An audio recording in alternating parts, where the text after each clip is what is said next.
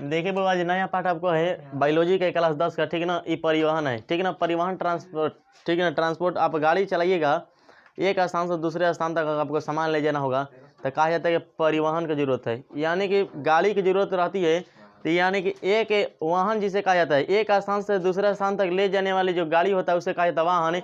और जो एक स्थान से दूसरा स्थान तक ले जाने की जो क्रिया होती है वो कहा जाता है परिवहन। क्या कहा जाता है? परिवहन। तो परिवहन एक प्रकार की क्या हो गई? क्रिया हो गई। और वाहन क्या हो गया? एक प्रकार का साधन हो गया। वाहन का मतलब एक प्रकार के साधन, और परिवहन का मतलब क्रिया। तो वही लिखा हुआ है कि पदार्थ, यहाँ पहला आपका पाठ के हेडिंग डाला हुआ है परिवहन के, परिवहन, ठीक है ना। तो परिवहन में पाठ में पढ़ेंगे क्या?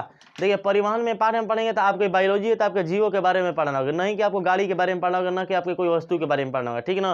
तो परिवहन इस पाठ में हम पढ़ेंगे तो जीवों में परिवहन पढ़ेंगे, यानी कि जीव हो गए आपके पेड़ पौधे हो गए, आपके जंतुएं हो गए, आपके इस तरह से आपके जीवों में परिवहन हम पढ़ेंगे, नहीं कि आपके कोई आपके वस्तुओं में परिवहन पढ़ेंगे, यानी कि कोई वाहन के बारे में नहीं पढ़ेंगे कि कैसे परिवहन होती है, यानी कि क्रिया कैसे होती है, या कोई भी वस्तु है तो वस्तु में किस तरह से परिवहन की क्रिया होती है, तो उसके बारे में नहीं पढ़ेंगे। बल्कि बायोलॉजी का क्लास है तो आपको बायोलॉजी में यानी कि जीवों के बारे में परिवहन पढ़ेंगे कि पौधे में किस तरह से परिवहन होते हैं और जंतुओं में किस तरह से परिवहन होते हैं, ठीक है ना।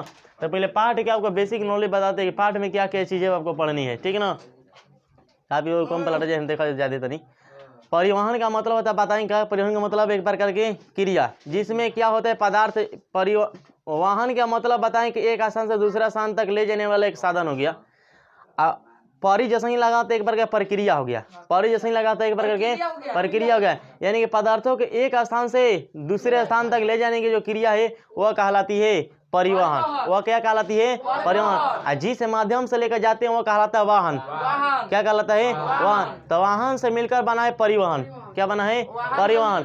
वाहन का मतलब है आवाज, एक स्थान से दूसरे स्थान तक ले जाने वाला साधन हो गया, ठीक ना। वाहन का मतलब एक स्थान से दूसरा स्थान जाना, ठीक है। वाहन से बना है वाहन, और वाहन से बना है परिवहन। तब परी जैसा ही लगा, ई एगो परी लगी तो लड़की वाला ना परी, वो परी लगी तो दीर्घाई परी रही, पापा के परी वाला अलगे परी बा, ठीक ना। आ हेने से जौन परी बटे ई अलगे परी बा। ई परी जैसे ही सुने जा, ई परी जैसे ही लगल ना, तो ई परी जैसे प्रक्रिया के बात करी, आ ई परी लगी तो कौन लड़की के बात करी, ठीक है ना। पापा के परी, आ ई परी लगी तो प्रक्रिया वाला परी, ठीक है ना। बात समझने की कोशिश कीजिएगा। तो ई लगता है आपको परी, तो परी मिला प्लस वाहन। वाहन का मतलब आवागमन, यानी कि वाहने से एगो बना है वाहन, वाहने से बना है वाहन। तो वाहन का मतलब है गाड़ी बस, वाहन का मतलब गाड़ी बस, और वाहन का मतलब कि एक स्थान से दूसरे स्थान तक ले जाने वाला, ठीक है ना। वाहन मतलब एक स्थान से दूसरे स्थान तक जाना, वाहन हो गया। और वाहन का मतलब एक स्थान से दूसरे स्थान तक ले जाने वाला। अब परिवहन लगे मतलब एक स्थान से दूसरे स्थान तक ले जाने की प्रक्रिया। समझ में आ गई बात ना। आ ई परिवहन कोई गलती से एक हमें ना लिख दी, इसे आपा बुरानी गलती लगाता, ठीक है ना। ये लिखेगा के खामे एक हमें परिवहन, परिवहन, ठीक है ना। परिवहन है तक जा ना, यो ना सोचिए यार कि हे बगल परी बात पापा के परी, हे बगल परी बात के का मम्मी के परी ना, ये बायोलॉजी वाला बाटे, ठीक है ना। है तक जा पदार्थों का परिवहन, ठीक है ना। तो पदार्थों का परिवहन पाठ का आपका पहला प्रश्न पूछा है पदार्थों का परिवहन क्या है। तो ये पहले पाठ के आपको बताने से पहले बताते हैं कि इस पाठ में बेसिक नॉलेज आपको क्या क्या चीज़ों करना है। आपका 10 क्लास का बायोलॉजी का बेसिक नॉलेज देता है आपके बायोलॉजी का, ठीक है ना। आपका 9th क्लास का बायोलॉजी का, 10 क्लास का 10th क्लास का बायोलॉजी हो गया, आपको बेसिक नॉलेज देता है आप किसके बारे में? बायोलॉजी के बारे में। बिल्कुल आपके जैसे ही अगला स्टेज होता है आपकी 11th और 12th, ठीक है ना। तो इसमें आपका बेसिक नॉलेज से एक्स्ट्रा नॉलेज मिलने लगता है। ये आपका बेसिक मजबूत किया जाता है कि किस तरह से आप बायोलॉजी को पढ़िएगा ढंग से, ठीक है ना। तो कहता है कि इस पाठ है कि परिवहन जो पाठ दिखाई दे रहा है ट्रांसपोर्ट, ठीक है ना, ट्रांसपोर्ट है। तो ट्रांसपोर्ट में होता क्या है?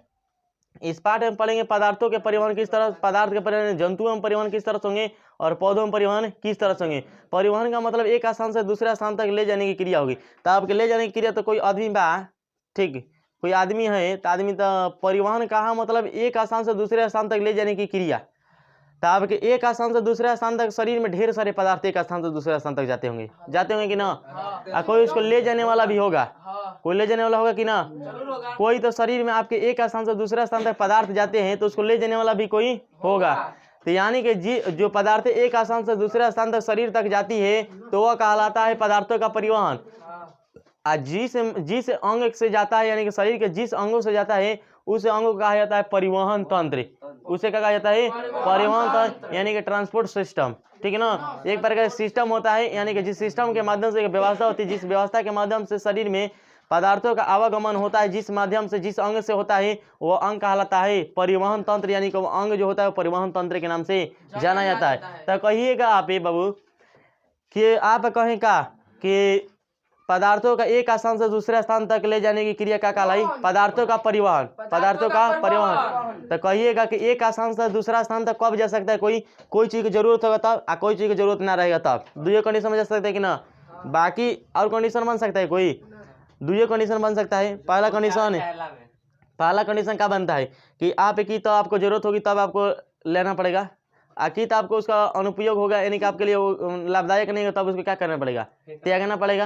यानी कि एक स्थान से लाने की क्रिया होगी, एक स्थान से ले जाने की क्रिया होगी, दो क्रिया होगी ना। यानी कि आप एक से अवशोषित कीजिए, एक से निष्कासित कीजिएगा। तो दोनों जब क्रिया एक, जब आप अच्छे पदार्थों को लेते हैं और खराब पदार्थों को क्या करते हैं? निकालते हैं, यानी कि उसको निष्कासित करते हैं, त्याग करते हैं, तब यह कहा जाता है पदार्थों का परिवहन।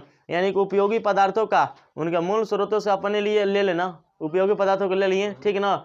और लेने के बाद अनुपयोगी पदार्थ, जो खराब पदार्थ है, जो कचड़े आपके लिए बन गए हैं, उसको गंतव्य स्थान तक पहुंचाना, यानी कि जिस स्थान पर उसकी आवश्यकता है पहुंचाने की, उस स्थान पर पहुंचाने की जो क्रिया होती है वो पदार्थों के परिवहन के नाम से जानी जाती है, ठीक है ना। आप कहिएगा कि कोई उसके लिए माध्यम तो बनेगा, आपके एक स्थान से दूसरे स्थान तक ले जाना होगा, तो कोई तो उसमें जरूरत होगी अंगों की ना। आपका शरीर के अंदर तो गाड़ी बसता रहेगा ना, कि एक स्थान से दूसरा स्थान, आपके अंग ना उसके लिए काम करेंगे। तो आपके अंग जो रहते हैं अंदर में, आपके शरीर के अंदर जो अंग होते हैं, वही अंग क्या करते हैं? आपको एक स्थान से दूसरे स्थान तक क्या करते हैं? पदार्थों को ले जाने और ले आने का काम करते हैं। तो यही जो अंग होते हैं जो ले आने और ले जाने का काम करते हैं, वो अंग परिवहन तंत्र के नाम से जाने जाते हैं, ठीक ना। तो परिवहन तंत्र एक तरह के वाहन हो गया, परिवहन तंत्र के एक तरह के वाहन हो गया। परिवहन तंत्र का मतलब है कि जो लाने आने और ले आने की व्यवस्था के करेगा, ठीक है। तो गाड़ी जो होता है, आप गाड़ी देखिएगा तो एक परिवहन तंत्र जैसे काम करता है, कैसे? पदार्थ के ले जाने वाला होता है, ले आने वाला होता है कि ना। तो उसी तरह से हमारा अंग भी एक वाहन हो गया। क्या हो गया? वाहन हो गया। वो भी क्या करेगा? पदार्थों को ले जाएगा, कुछ पदार्थों को बाहर निकालेगा ना। उसी तरह से आपको गाड़ी दिखा देंगे, बस दिखाई देंगे, आपको कोई भी गाड़ी होगा तो पदार्थों को ढोने वाला होता है। उसी तरह से आपको पदार्थों को ढोने वाले जो अंग होते हैं, उसे पदार्थों को ढोने वाले अंग के नाम से जाने जाते हैं, यानी कि परिवहन तंत्र के नाम से जाने जाते हैं, ठीक है ना। यही बात है, यही बिल्कुल यही बात कुछ ने कहा था, यही बात खाली बोला था, ठीक है ना। इसमें कोई बाबू दिक्कत है बोल दीजिएगा। पदार्थों का परिवहन बताइए का? पदार्थों का परिवहन का मतलब होता है पदार्थ आपको दो कैटेगरी को हो सकते हैं, कित एगो लाभदायक पदार्थ नहीं तो दूसरा हानिकारक, और तीसरा पदार्थ बका तीसरा आदमी हो तो तीसरा पदार्थ ना हो सकता है। 10 किस्म का था, एगो लेडीज होते, एगो जेंट्स, एगो तीसरो तो आदमी जब 3 तरह के, तो ये 3 तरह के ना हो सकेला। ऐसे हो सकता है कैसे? उपयोगी पदार्थ, अनुपयोगी पदार्थ, और तीसरा दोनों पदार्थ मीडियम, माने ये जो कर सकते हैं करके ठीक है सकता नहीं ना। देखा जाए पदार्थ दो तरीके के, एगो उपयोगी, सीधा उपयोगी बता उपयोगी बा, और सीधा अनुपयोगी बताओ अनुपयोगी बा। ऐसे एगो खोजे कि आदमी हो तो एगो लेडीज, एगो जेंट्स, एगो ऊ हो जी ना, वैसे ना हो सकेला। एक ना में क्या हो सकता कि तो आपके क्या हो सकते हैं? उपयोगी होंगे पदार्थ, नहीं तो अनुपयोगी होंगे पदार्थ।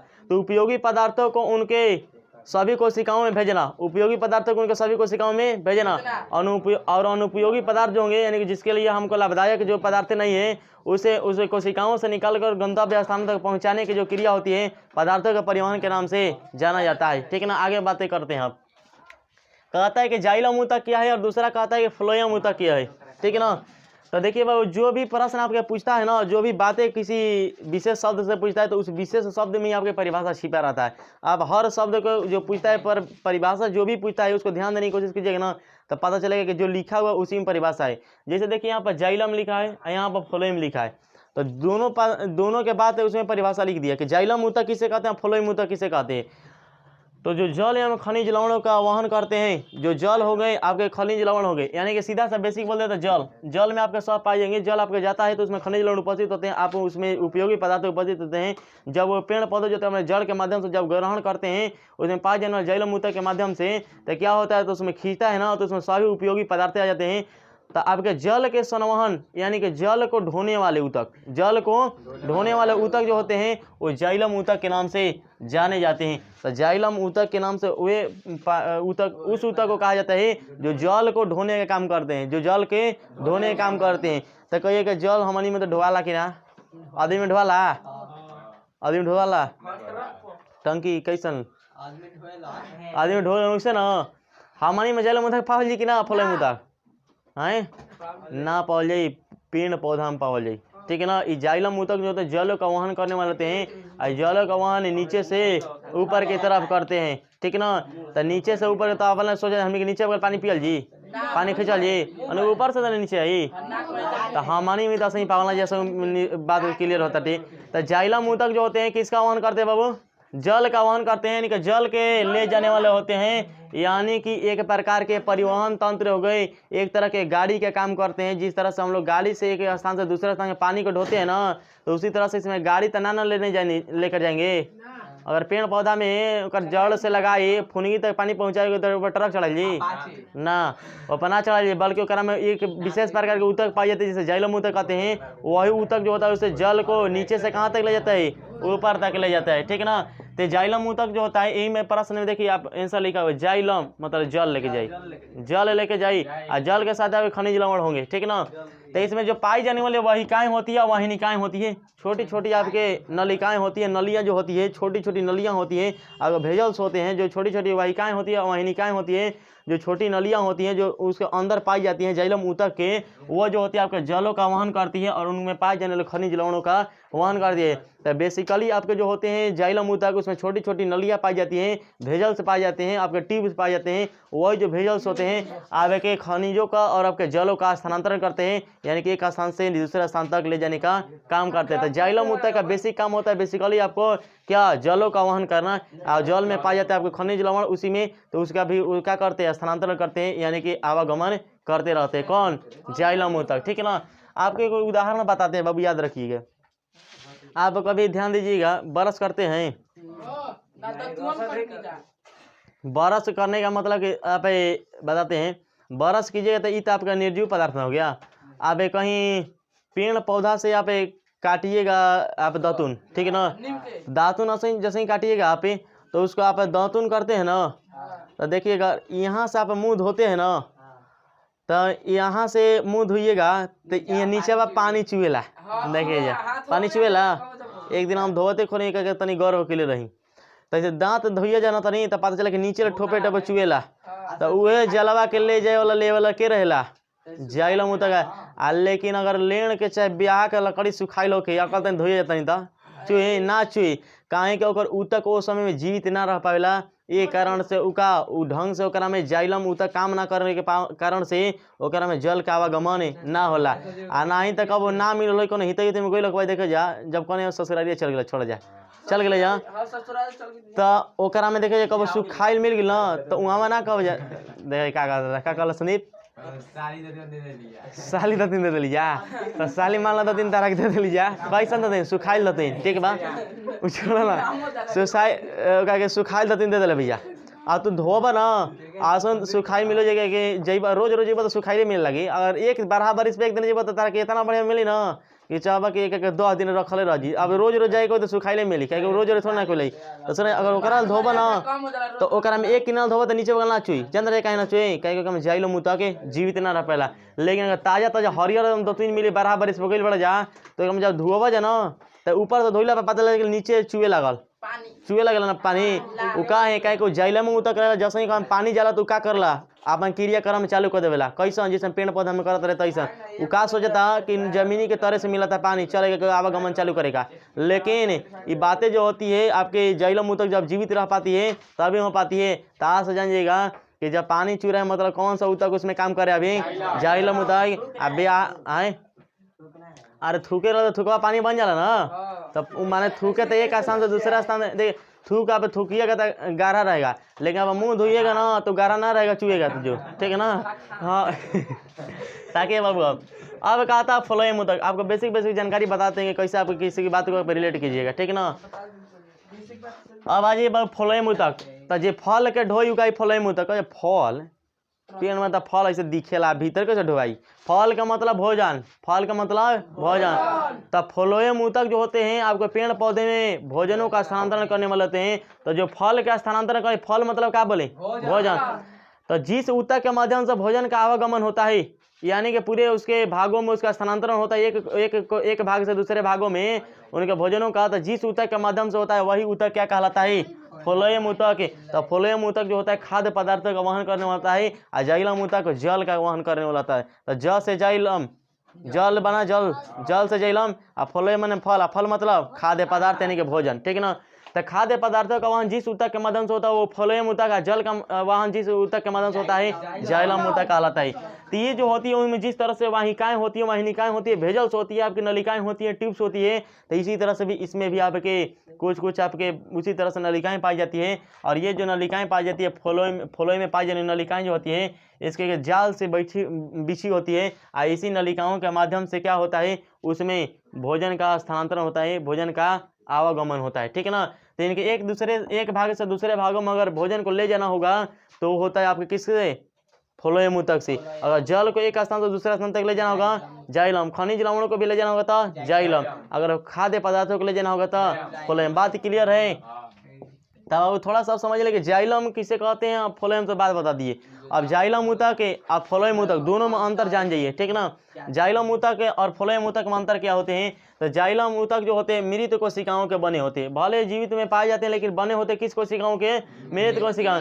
कहिएगा बाबू यहाँ पर कि बोलें कि जाइलम जब जिएगा तब उसमें से पदार्थों का आवागमन होगा, यानी कि जल का आवागमन होगा, लेकिन उसमें अगर कहिए कि यहाँ पर मृत कोशिकाओं, जाइलम जो होता है मृत कोशिकाओं का बना होता है लेकिन रियलिटी में जीता होता है, जीता जगता रहता है, लेकिन भले मृत कोशिकाओं का क्या होता है? बना रहता है। लेकिन इसे जब पेड़ पौधा रहेगा हरियाली तब तक वो क्या है? जीवित है, भले मृत कोशिकाओं से क्या है? बना हुआ है। तो ये जाइलम ऊतक जो होते हैं आपको मृत कोशिकाओं से बने होते हैं, लेकिन फ्लोएम ऊतक जो होता है जीवित कोशिकाओं का बना होता है। बात क्लियर है?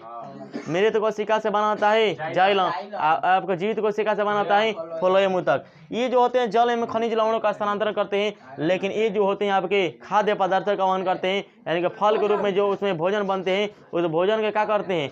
स्थानांतरण करते हैं। तो भोजन का स्थानांतरण जो करते हैं ऊतक वो होते हैं फ्लोएम ऊतक, और जो जल एवं खनिज लवणों का स्थानांतरण करते हैं वो होता है आपको जाइलम ऊतक। वो क्या होते हैं? जाइलम ऊतक, ठीक है ना।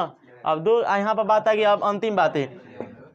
कहिए खाद्य पदार्थ जब खाना पेड़ पौधा है तो पेड़ पौधा के खाना हर भाग में जरूरत है, हर भाग में ना। क्या हो संदीप तनी है सत्यम है से तनी राहुल तनी देख लीजिए, तनी मनी ढेर बतिया क्लास में कोई कम कर जाए, ठीक है ना, नहीं तो वायरल ढेर हो बजा बात तनी कोई करे, यही से माध्यम लगावल गइल बा। क्लास में हो सके समझ किताब में ढेर का लिखल बा लेकिन समझ में तनको नहीं, नहीं तो रटे वाला भूल जीबे तो रटावा दिया ढेर मास्टर। समझदारी विकसित कर अपन से नहीं जाए नहीं। कहिएगा बाबू कि जल जो होंगे जल तनी अपना समझदारी रखा जा कि क्लास में बतिया बनी, क्लास में क्या करेल बनी, क्लास में अपना में डिस्कस करेल बनी, क्या करेल बनी, खुद से सोचे जाए अपने से। अब बताएं बाबू का कि जाइलम ऊतक जो होते हैं मृत कोशिकाओं का बने तो भले इसी तरह से जीवित होते हैं, और फ्लोएम जो होता है जीवित कोशिकाओं का बना होता है। और जाइलम ऊतक तो जल एवं खनिज लवणों का वहन करते हैं, जबकि फ्लोएम जो होते हैं आपके खाद्य पदार्थों का यानी भोजनों का क्या करते हैं? स्थानांतरण करते हैं। अब कहिएगा आपसे बातें पूछे हम, पेड़ पौधे में देखिएगा बात, पेड़ पौधे जल को कभी भी नीचे से लेते हैं कि ना? लेते हैं ना। तो यानी कि जल के ढोए वाला है जाइलम ऊतक, तो केने से केने काम करी, नीचे से कहाँ काम करी? ऊपर काम करी। नीचे से कहाँ से? ऊपर काम करी। आ कब ऐसा देखले पड़ जा कि ओकर पता ही दिन से नीचे पानी फेंके लगो जमीन के ना, काहे के फ्लोएम ऊतक कभी भी काम, जाइलम ऊतक जो काम करता है वो नीचे से कहाँ? ऊपर। आ किसके काम करता है? जलों को वहन करने के लिए, यानी कि जलों को ले जाने के लिए। तो जलों को ले जाने के लिए जो जाइलम ऊतक होते हैं वो नीचे से ऊपर की ओर काम करते हैं, लेकिन फ्लोएम ऊतक जो होता है वो खाद्य पदार्थों का स्थानांतरण करता है। तो आप एक बात बताइएगा, आप आएंगे सोचिएगा अपने से खुद से, आप खाना खा लिए क्या आपको एक भाग में कहीं पर ऊर्जा की जरूरत है कि हर भाग में जरूरत है? हर भाग में जरूरत है। तो उसी तरह से अगर बाबू आपको दिखाएगा पेड़ पौधा दिखाई देगा तो ये बोलिएगा उसका हर भाग में काम करना है कि एक भाग में किसी, यानी कि भोजन की जरूरत हर भाग में, एक भाग में, हर भाग में होगा ना। यानी कि अगर फ्लोएम ऊतक होगा वो ऊपर हो जाएगा नीचे हो जाएगा काम करने के लिए, यानी कि भोजन का स्थानांतर ऊपर बगल करता है नीचे बगल करता है। जेने हर उसके कोशिकाओं में बांटा रहेगा, जेने मन होने जाएगा वो होने नहीं करता, होने के बाद नीचे काम करने लगी, ठीक है ना। तो ऊपर हो जाता है नीचे बगल जाता है, यानी कि उसमें खाद्य पदार्थ का वहन ऊपर और नीचे दोनों तरफ से हो सकता है। आए ग्लूकोज और खाद्य पदार्थों का भोजन कहाँ पर बनता है? पत्तियों में उसका भोजन बनेगा ना। क्लोरोफिल जो होता है आपके, और उसी में पाया जाता है कौन? क्लोरोफिल वर्णक पाया जाता है। पत्तियों का रंग आपका हरा होता है क्लोरोफिल का रंग, तो भोजन जो होते हैं आपको उसी में बनते हैं। तो भोजन वहां से आपके पूरे उसके शरीरों में क्या होता है, उसके पूरे भागों में क्या होता है? संचारित होता है, ठीक है ना। किसके माध्यम से? आपके यही फ्लोएम ऊतक के माध्यम से। तो कहिएगा फ्लोएम ऊतक का एक ही भाग में पाया जाता है, नहीं भाग में उसके पूरे कोशिका में पाए जाते हैं। लेकिन काम का है कि कुछ इधर ऊपर बगल जाएगा तो कुछ कहाँ जाएगा? नीचे बगल। लेकिन ई जो होता है केवल नीचे से कहाँ काम करेगा? ऊपर की तरफ, क्योंकि नीचे जल पाया जाता है, तो जल के नीचे से कहाँ ले जाना होगा? ऊपर की तरफ। बात क्लियर है? तो आगे बढ़ते हैं। अब कहते हैं कि वाष्पोत्सर्जन क्या है, यानी कि ट्रांसपायरेशन, ठीक है ना। ट्रांसपायरेशन ये ट्रांसपोर्ट से बना है, ट्रांसपायरेशन ट्रांसपोर्ट से बना है ट्रांसपायरेशन। तो ये ट्रांसपोर्ट के मतलब ना बताएं, ट्रांसपोर्ट का मतलब बताएं परिवहन। क्या बताएं? परिवहन। और ट्रांसपायरेशन भी उसी से बना है वाष्पोत्सर्जन। तो सुनिएगा बाबू, कहता है एक, देखो हम बात एक ही बताएं कि जो लिखा हुआ है शब्द जिसके परिभाषा पूछ रहे उसके परिभाषा उसके शब्द में छिपा हुआ है। जैसे कहे वाष्प प्लस उत्सर्जन, वाष्प प्लस उत्सर्जन। अच्छा बोलिएगा तो एक बात बोलिएगा, वाष्प कोई चीज क्या चीज से बनता है? पानी से। यानी कि पानी को वाष्प के रूप में बनाकर उसे बाहर करने की क्रिया वाष्पोत्सर्जन के नाम से जानी जाती है। यही तो परिभाषा सीधा सा बन गया। बोले हम बातें क्या आपसे कि वाष्पोत्सर्जन किसे कहेंगे? तो वाष्प बना किससे? जल से, पानी से बना। यानी कि पानी को वाष्प बनाकर बाहर कर देने की क्रिया क्या कहलाती है? वाष्पोत्सर्जन। अब कहेगा कि पौधों में वाष्पोत्सर्जन किया वाष्पोत्सर्जन, पौधों में वाष्पोत्सर्जन किया है तो पौधे के लिए बोलना होगा। तो क्या बोलिएगा कि पौधे में वाष्पोत्सर्जन की क्रिया कौन करता है? यानी कि पौधों में जल को वाष्प के रूप में बदलने का काम कौन करता है? और बदलने के बाद उसे बाहर जो कर देता है उसी का पौधों में वाष्पोत्सर्जन। पौधों में वाष्पोत्सर्जन। सीधा आपको बातें बोले कि वाष्पोत्सर्जन है क्या, तो वाष्पोत्सर्जन की बातें बताएं क्या कि जल को वाष्प बनाएगा कौन? जल से वाष्प बनेगा ना। तो जल को वाष्प के रूप में बदलकर उसे बाहर निकालने की क्रिया क्या कहलाती है? वाष्पोत्सर्जन। अब कहेगा पौधों में वाष्पोत्सर्जन किया है। पौधों में वाष्पोत्सर्जन जैसे ही बातें कहता है तो पौधे के जिस भाग में वाष्पोत्सर्जन क्रिया होती है, यानी कि पौधे का जो भाग जो अंग जो होता है जल को वाष्प के रूप में बदलता है, वाष्प के रूप में बदलकर उसे किस रूप में बदलता है? वाष्प के रूप में बदलने के बाद उसे बाहर निकाल देता है, तो वह क्रिया कहलाती है पौधों में वाष्पोत्सर्जन। क्या कहलाती है? पौधों में वाष्पोत्सर्जन।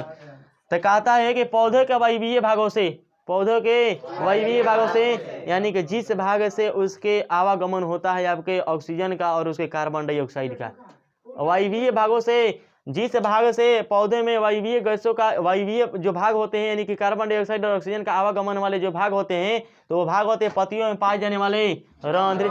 कई जगह एक ही होता है, नहीं होता है। हम लोग खाली नासिका के माध्यम से आप श्वसन की क्रिया करते हैं, लेकिन पेड़ पौधे होते हैं उसके लिए एक अंग फिक्स नहीं होते हैं, बल्कि बताए तो उस दिन कि रंध्र के माध्यम से भी करते हैं, आपके त्वचा के माध्यम से भी करते हैं। और उनके मोटी जब बढ़ जाती है, उनके तनाई जो होती है मोटी मोटी हो जाती है, पुरानी हो जाती है, तो उनके बीच में देखिए खाल खींचेगा ना, तो उससे भी वो श्वसन क्रिया करते हैं। तो ये आपके श्वसन क्रिया पेड़ पौधे 3-4 तरीके से कर सकते हैं। आपके रंध्र के माध्यम से, यानी पत्तियों में भी पाए जाते हैं, त्वचा के माध्यम से भी कर सकते हैं, और जो मोटी मोटी पेड़ें जो हो जाती है तो उससे भी करते हैं। इतना ही नहीं बल्कि जड़ से भी करने की कोशिश करते हैं। और वही जड़ जब विकसित होकर अगर ताना बन जाता है, तो वह तानवा जो होता है जड़ के जड़वा जो होता है ताना के जैसे काम करने लगता है, तो नीचे से भी अपन श्वसन क्रिया करना शुरू कर देते हैं। तो बेसिकली आपको बात करता है कि पत्तियों में पाए जाने वाला कौन होता है?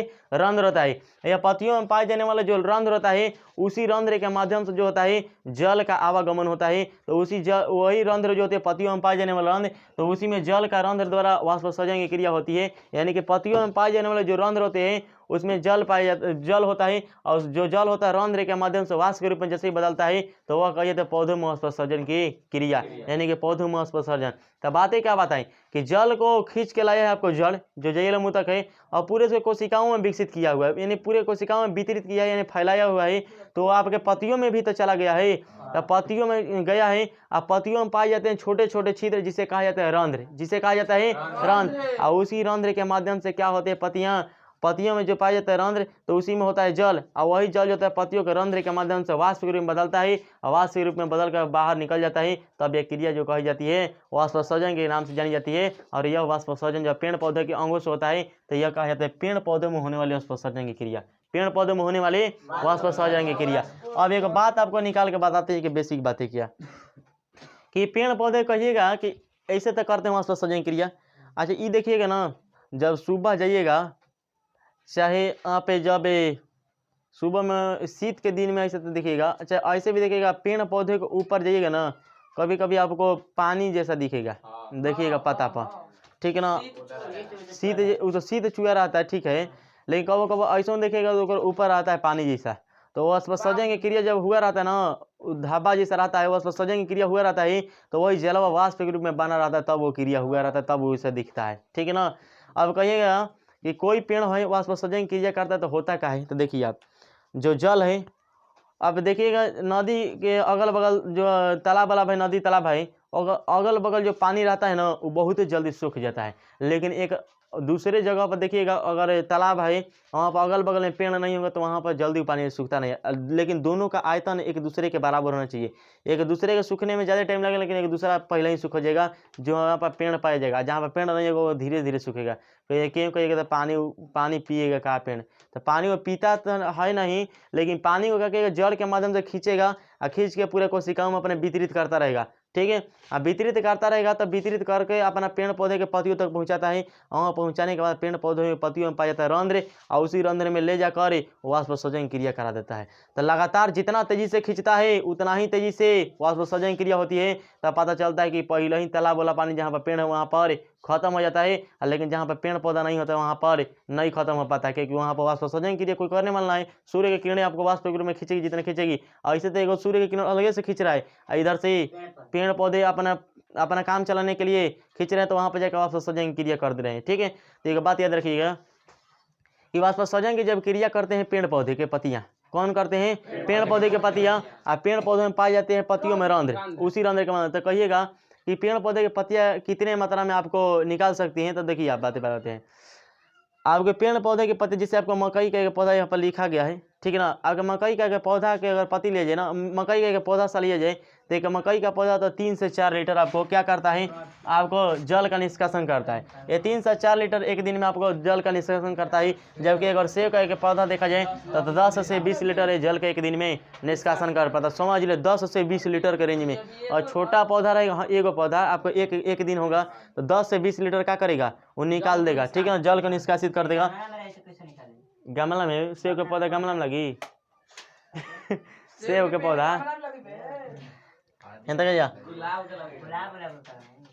एक पौधे अधिक से अधिक अपने जीवन काल में अपने भार के बराबर जल का निष्कासन। एक बात याद रखिएगा, एक पत्ता जितना बराबर है ना, एक पत्ता जो है आपको 1 घंटा में उतना जल निकालता है। सुनिए 1 घंटा में कहिए कि पत्ती जो होगा, एक पत्ती आपके पेड़ पौधा में जो पत्तियां होती है, तो पत्तियां अगर 10 ग्राम के पत्ती है तो 1 घंटा में लगभग 1 घंटा से कम में मान लीजिए, एवरेज मान लीजिए 1 घंटा, तो 1 घंटा में कोई पत्ती होगा आपके पेड़ पौधा कोई पत्ती हो, ठीक ना, तो अपने भार के बराबर आपको वाष्पोत्सर्जन की क्रिया से जल को निष्कासित करता है। यानी कि 10 ग्राम का पता ही रहेगा तो 1 घंटा में 10 ग्राम जल निकलेगा। अगर बड़का पता ही है 1 किलो के तो कितना 1 केजी निकलेगा, यानी कि 1 लीटर आपको क्या निकलेगा, जल निकलेगा, ठीक ना। 1 घंटा में कम से कम उतना पानी निकलता है जितना उसका पतई का भार होता है, जितना उसका पतई का भार होता है। देख लीजिए आप, जितना केजी का वो करा से उतना ही पाइएगा, उतना ही लीटर आप निष्कासित करेगा। तो आपको दिखेगा नहीं ना बाबू कितना वाष्पोत्सर्जित किया, कि जे नाम पता ही ना हो तो अलग बात है, ठीक ना। तो देखिए अब बातें करते हैं, आपको एक पताई की बात हो गया, पताई हो गया, आपके पता जो दिखाई दे दिया तब पाता हो गया, तब पाता के भार के बराबर 1 घंटे में। सुनिए अब एक बात बताते हैं, खड़खड़ा भाई जितना रहेगा ना पता ही, अगर पता आपको 1 केजी हो गया तो 2.5 केजी का हो गया पता, ठीक है। तो 2.5 केजी का अगर ताड़ का पता है तो 1 घंटा में 2.5 केजी यानी कि 2.5 लीटर वो पानी निकलेगा, ठीक है ना।